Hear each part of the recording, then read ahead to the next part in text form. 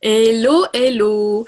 Alors, cette courte vidéo pour vous parler des outils que j'utilise pour réceptionner les règlements des clients.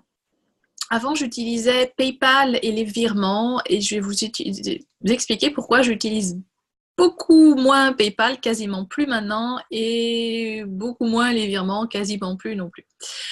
Je vais commencer par les virements puisque j'en ai parlé dans la précédente vidéo. Les virements, ça peut être une solution euh, quand vous avez peu de clients, quand ce sont des très très gros montants. Voilà, ça peut être une solution. Mais quand vous avez plusieurs clients qui vont vous régler chaque mois à des dates différentes, ça devient compliqué et énergétivore de regarder si chaque client a bien réglé à la date, de relancer, de faire des mails. Et je pense que vous avez autre chose à faire que de suivre ça. Donc, l'idée, c'est de passer par un système qui automatise en fait les règlements. Et donc, je vais vous parler de PayPal, de Stripe et de GoCardless.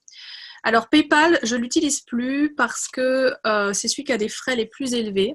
Vous pouvez continuer à l'utiliser si c'est facile pour vous dans un premier temps. C'est une solution assez simple et qui est immédiate.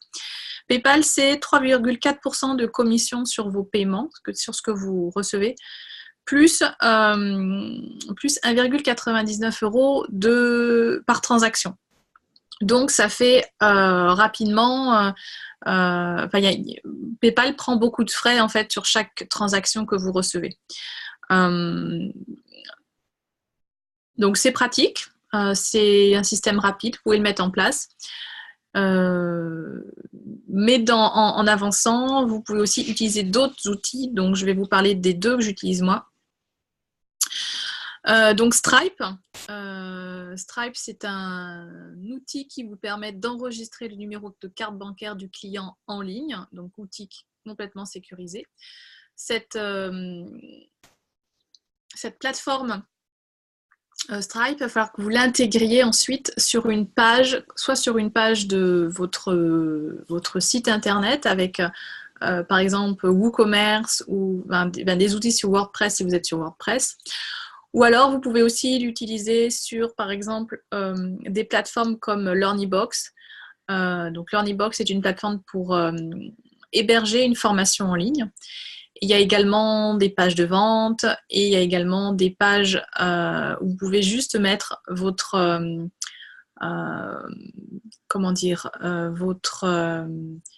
le formulaire sur lequel vous allez enregistrer la carte bancaire de votre client. Une fois que vous avez créé votre compte Stripe. Donc ça peut être, moi c'est la solution que j'utilise aujourd'hui. J'ai un compte sur Stripe. Alors Stripe, c'est au niveau des pourcentages des frais, c'est 1,4% par transaction, plus un fixe de 0,25 € par transaction. Et j'ai ce module Stripe qui est installé sur une page Learnybox. Donc, ce qui permet de passer par Learnybox en fait, pour enregistrer les cartes bancaires des clients à chaque fois qu'il y a une transaction qui se fait, de pouvoir choisir assez facilement si c'est un paiement en une fois ou en plusieurs fois. Donc, pour moi, c'est la solution la plus simple que j'ai choisie aujourd'hui. Le troisième moyen de paiement, c'est GoCardless. Là, c'est un système de prélèvement automatique. C'est 1% de commission par transaction, donc c'est vraiment le moins cher, c'est celui qui prend le moins de frais. Juste GoCardless, je l'utilise moins parce que y a un délai qui peut être assez long parfois entre le moment où l'argent, donc déjà le moment où on prélève l'argent sur le compte du client avant que ça arrive sur GoCardless, et après le moment où GoCardless vous renvoie l'argent sur votre compte. Les délais sont un petit peu plus longs, donc c'est pour ça que je privilégie Stripe pour le moment. Mais vous pouvez également installer GoCardless sur Learnybox de manière très, très facile. PayPal aussi d'ailleurs. Donc voilà, ce sont des outils de paiement, des outils de transaction que vous pouvez utiliser, installez-vous. Si c'est compliqué à mettre en place, n'hésitez pas à demander à quelqu'un, à un technicien qui va vous le faire en 1 heure alors que vous allez mettre la journée.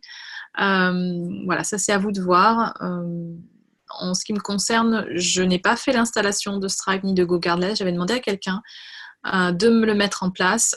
Il suffit d'avoir, vous allez voir les documents qu'il faut donner, son RIB, les copies de pièces d'identité, des choses comme ça. Et ensuite, c'est assez rapide à mettre en place. Voilà, donc je vous invite à voir quel est le mode, l'outil de transaction que vous souhaitez utiliser pour la suite de votre business.